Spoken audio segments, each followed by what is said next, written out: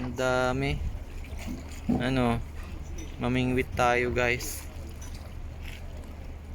Hindi ang kinakain isda dito eh. Itong isda na to hindi nila kinakain. Meron pa dalawa oh, stingray. Ayan oh. Kumusta ba ang panahon ngayon?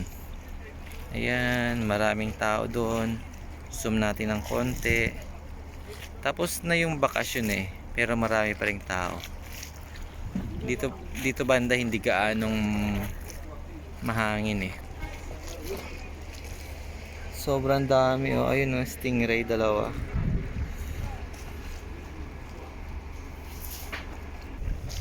Maraming isda rito banda. Nandun yung nangingisda sa dulo. Ayun sila doon. Ang sarap pagmasdan no, nakaka-relax. Oh. Sobrang dami.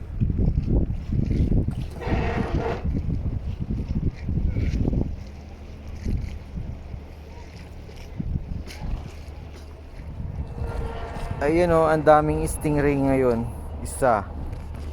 Meron pa dito. Dalawa. Kung sa Pinas yan, nagataan na to. Kung sa Bicol to, nakununot ka na. Kinunot. Ayan oh. Dito maraming stingray. Meron pa dun isa oh. Ayun. Ayun oh. Meron pa dun sa dulo. Ang daming pagi. Sarap gataan. Ayan o. Ayan o. Dito hindi ang bawal hulihin. Pero hindi nila alam kung paano kainin.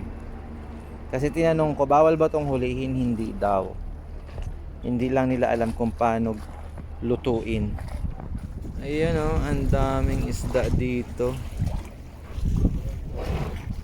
Pero hindi naman kinakain yan dito. Ayaw nilang kainin yan. Dami oh. Kepal. Baby kepal. Hello guys. Ayan oh. Ang daming isda.